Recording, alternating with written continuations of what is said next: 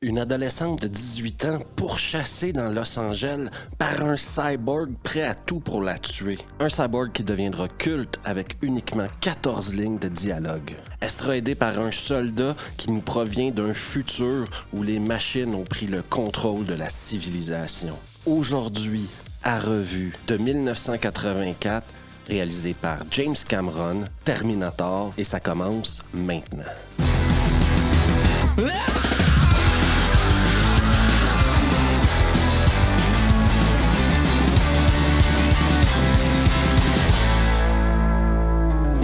Mais l'ultime combat n'aura pas lieu dans le futur. Il sera livré dans le présent, ce soir. Los Angeles, 1984, 1h52 du matin. Une forme humanoïde apparaît à poil dans un parking. Musclé, robuste, énorme. Il s'agit bien sûr d'Arnold Schwarzenegger dans sa meilleure performance. Il est le Terminator.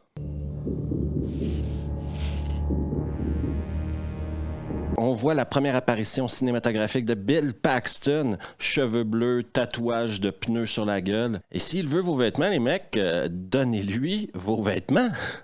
Des vêtements, vite, vite! Je t'emmerde, va te faire foutre! Dans une ruelle sale, un autre homme apparaît. Celui-ci plus fin, plus mince, moins balèze. Il volera le froc d'un clodo, tombera dans une chasse-poursuite avec les flics, ce qui lui permettra de tomber sur une paire de Nike hyper stylée. Chourer un shotgun et reprendre sa mission. Sa mission à lui, c'est de trouver Sarah Connor, et à l'époque, il n'y avait pas Google. Donc, on allait dans une cabine téléphonique, on voyait les noms bottins, et tu fouillais pour un nom. Ceux qui disent que tout était mieux avant ont clairement oublié les bottins téléphoniques.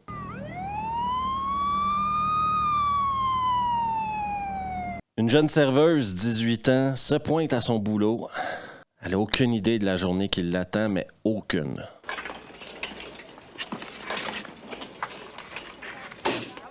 Le Terminator, lui, a besoin de flingue. On dirait clairement pas qu'il s'en va à la chasse d'une fille de 18 ans de 45 kilos parce qu'il s'arme comme un Marines. 45 avec viseur laser, shotgun, Uzi. Il est pas venu en 1984 pour faire le touriste. Le fusil.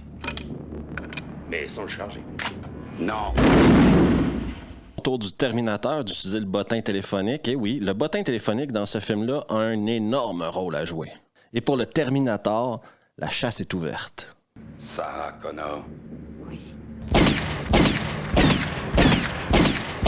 Le personnage de Michael Biehn, Kyle Reese, a des flashbacks.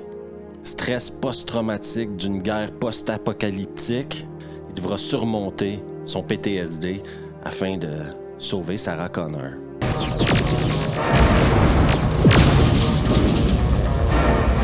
On passe maintenant du côté des flics où déjà 2 Sarah Connor se sont fait fumer et il y a de quoi s'inquiéter. Et il y a un rapport entre ces deux meurtres? Regarde-les noms. D'ailleurs, Sarah Connor elle-même va commencer à s'inquiéter en mangeant sa pizza. Elle va aller voir le bottin pour voir elle est la combientième sur la liste. Malheureusement pour elle, elle est la prochaine. Question de bouger un peu, elle va se retrouver dans un bar appelé Tech Noir. James Cameron pense que Blade Runner, The Terminator et ce genre de films-là sont des films Tech Noir. Et elle a remarqué un mec en train de la zioter, elle commence à avoir un peu la chiasse aussi. Pas besoin de t'inquiéter, Sarah, c'est Kyle, il est là pour t'aider. On est dans un petit bar branché de 84, on se commande un petit truc à boire et on écoute la musique.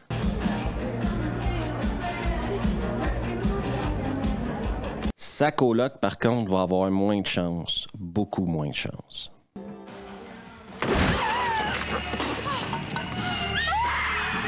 Et Sarah, elle, toujours au bar Tech Noir, va laisser un message, pas sur sa boîte vocale, mais sur son enregistreuse. Haute technologie qui ne me manque absolument pas. Et maintenant, le Terminator connaît sa position exacte. L'ambiance dans le bar est fantastique jusqu'à ce qu'un mec hyper balèze se pointe avec un flingue et décide que lui, il cherche Sarah Connor dans le bar. Et il va finir par avoir un visu sur elle. Mais Kyle Reese, comme un scout, était prêt.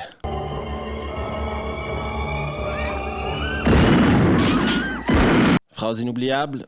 Suis-moi si tu ne peux pas mourir. L'explosion est tellement forte qu'elle va donner une nouvelle coupe de cheveux au Terminator. Porte grise, modèle récent, qui se dirige vers Hollywood. Si vous écoutez toujours la vidéo, n'hésitez surtout pas à vous abonner. Juste ici, Laissez un pouce bleu, notif, partage, etc. Et on retourne à Terminator. En pleine poursuite, alors que Sarah est complètement sous le choc, Kyle va enfin se présenter. Et surtout lui expliquer qui il est. Je suis là pour te sauver. Force d'intervention. Matricule 38 416. Chargé de ta protection. Et maintenant, il faut mettre un peu les choses en perspective pour nous montrer un peu le génie du script de Cameron. Une serveuse de 18 ans qui n'a rien demandé à personne se retrouve pris au milieu d'un cyborg qui veut la tuer à tout prix et d'un mec du futur qui veut la sauver. Apparemment, elle a un rôle important à jouer dans l'histoire et elle doit rester en vie. Alors oui, il y a de quoi flipper. Et tu flippes encore plus quand le mec en rajoute quoi à son histoire. Connor. John Connor. Ton fils, Sarah. Encore une fois, je fais une parenthèse pour parler du génie de James Cameron. Il utilise cette poursuite-là qui est déjà remplie d'action et de tension pour faire l'exposition dans le film, pour apprendre à Sarah Connor l'univers dans lequel elle vient de rentrer. Et ça, c'est juste énorme. Au lieu d'avoir deux personnes assises à une table ou qui marchent dans un corridor pour nous expliquer quelque chose, il se passe plein d'actions autour d'eux et on nous explique en même temps l'univers dans lequel on est maintenant. On se demande pas pourquoi les gens restent scotchés à leur siège quand ils écoutent ce film-là. C'est encore une fois du génie à la James Cameron. Après une folle poursuite dans les rues de Los Angeles, eh bien, la flicaille va intervenir et arrêter Kyle. Au commissariat, on va apprendre à Sarah que sa coloc et son copain sont décédés. Et on va rencontrer surtout le docteur Silberman, qui fait partie de T1, T2 et T3, et c'est lui qui interrogera Kyle Reese. Est-ce que Reese est fou? Ça, c'est ce que nous voudrions savoir. De son côté, le Terminator passe un petit moment de réparation et d'entretien corporel. Oui, ça a vieilli, mais est-ce qu'on peut apprécier le travail d'artisan qu'il y a derrière ces effets spéciaux-là, s'il vous plaît?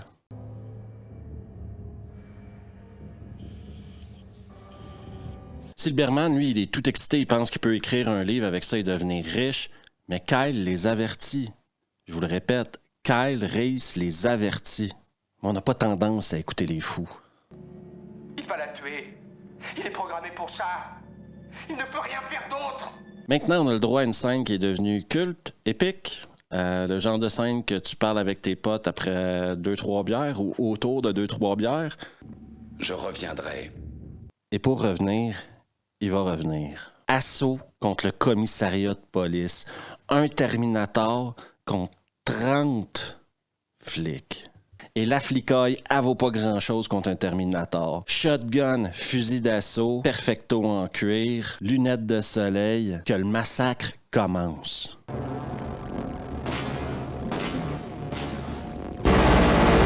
Et quand il en a fini avec le poste de police, il reste plus grand-chose. Sauf que Kyle Reese a réussi à se libérer et amène avec lui Sarah Connor et réussissent à s'évader du poste de police.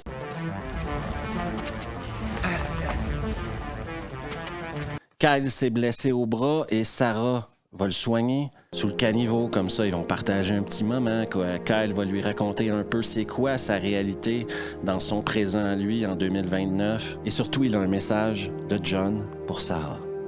Il faut que tu survives pour que je puisse naître. C'est tout. Un autre retour vers le futur pour Kyle Reese où on nous montre la misère du monde en 2029, genre après COVID. Mais on voit surtout que Kyle Reese a toujours été amoureux de Sarah Connor parce qu'il y avait une photo de Sarah Connor avec lui à cette époque-là. Au petit matin, l'acte 3 du film commence. Bienvenue au Tiki Motel. Sarah va faire une belle connerie en appelant sa maman parce qu'au bout du fil, c'est pas sa maman. Et maintenant, le Terminator, c'est Wilson. Moi aussi, je t'embrasse. Et comme ils ont passé la matinée à faire des bombes, vous voyez-vous, ils ont partagé un moment ensemble. Il y a une connexion qui se crée entre ces deux personnes-là. Deux âmes en peine, le stress d'être pourchassé par un Terminator, ça se justifie, quoi. Kyle va même lui avouer qu'il a traversé le temps pour elle, qu'il est en amour avec elle. Le pouvoir d'une photo, mesdames, messieurs. Je crois qu'on assiste au moment de création de John Connor. Qui aurait cru sincèrement que le sauveur du monde serait conçu au Tiki Motel? J'ai traversé le temps pour toi, Sarah. Je t'aime. Un moment de joie et de bonheur qui durera pas longtemps parce que le Terminator va se pointer au Tiki Motel. Kyle Reese va avoir un peu déjoué ses plans et on tombe sur une poursuite à moto.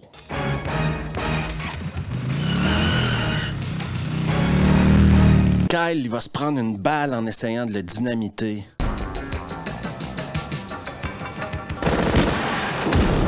Sarah, elle va cracher un super beau pick-up. Le Terminator va se faire rouler dessus par un camion-citerne. Il est vachement amoché, Arnie, mais il va continuer de poursuivre Sarah et Kyle en conduisant le camion-citerne. Descends. Comme le héros qu'il est et père du futur sauveur du monde, Kyle Reese va réussir à saboter le camion-citerne.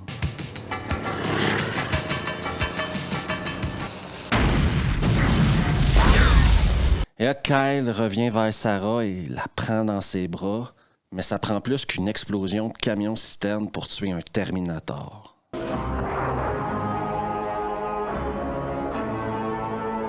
Hasard incroyable de la vie, il se retrouve à jouer une partie de cache-cache avec le Terminator dans une usine remplie de machinerie lourde et de presses hydrauliques.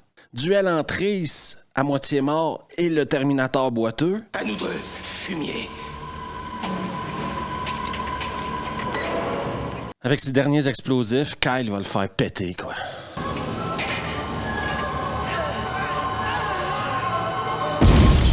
Même Sarah Connor, bien amochée, surtout à la jambe, va s'approcher tranquillement de Reese et se rendre compte qu'il est mort, qu'il a fait le sacrifice ultime pour la sauver.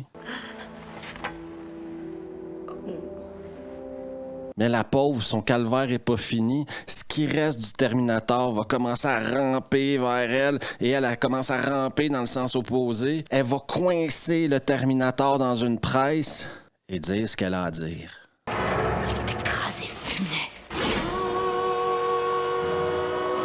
Elle finit par s'en sortir en vie. On voit une Sarah Connor dans son Jeep Wrangler partir à l'aventure sur les routes du Mexique en enregistrant des messages pour son fils John, prenant la photo qu'il donnera plus tard à Kyle, et c'est la fin du film.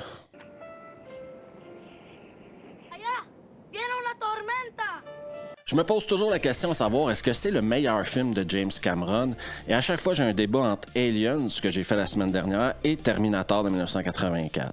Je dirais que Terminator est son film le plus efficace et que Aliens est son meilleur scénario. Ce qui rend Terminator tellement efficace, c'est la performance d'Arnold Schwarzenegger aussi. Pas juste le montage et pas juste le script, mais Arnold dans ce film-là, il représente un Terminator.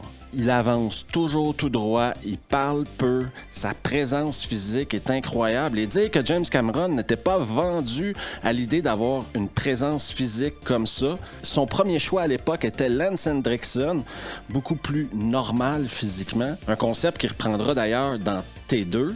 J'ai toujours préféré T1 parce que, et peut-être qu'un jour j'en parlerai quand je ferai T2, mais la chose qui me fait un peu décrocher dans T2, c'est que Arnold devient un gentil. Et le Terminator, pour moi, c'est pas un gentil. Et c'est pas quelqu'un qui se fait donner des ordres par un gamin de 10 ans, quoi.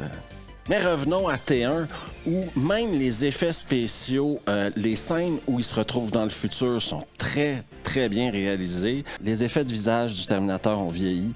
Mais oubliez pas qu'à l'époque, tout était fait à la main. On travaillait avec la technologie qui était disponible. Et il faut apprécier l'artisanat qu'il y a derrière ça. Le Terminator de la scène finale, où il est que le cyborg, c'est super bien fait, quoi. Et j'embarque même pas sur la musique de ce film-là, la bande-son, le synthwave. Oui, ça fait absolument 1984, mais je verrais pas autre chose que ça comme musique. Une dernière chose concernant Terminator, et c'est ce qui fait peut-être que ce film-là ne vieillit jamais, c'est que cette peur-là des machines existe encore aujourd'hui. Parce que maintenant, on a peur de ce que l'intelligence artificielle va amener dans notre monde. Sans devenir parano, ça fait quand même partie de mes 5 pires peurs au monde, quoi. Et c'est peut-être installé dans ma tête parce que j'ai vu Terminator et T2 quand j'étais jeune. Ou c'est peut-être l'époque à laquelle on vit qui fait en sorte que je marine ça plus que d'habitude. Mais sans aucun doute, T1 et T2 resteront de très grands films, en partie dû au fait que le sujet qu'ils abordent est toujours pertinent aujourd'hui. Merci à tout le monde d'avoir pris le temps d'écouter la vidéo. Si vous avez apprécié, n'hésitez surtout pas à vous abonner. Juste ici, laissez un pouce bleu, un commentaire, partagez, notifiez. Et on se revoit la prochaine fois. Ah!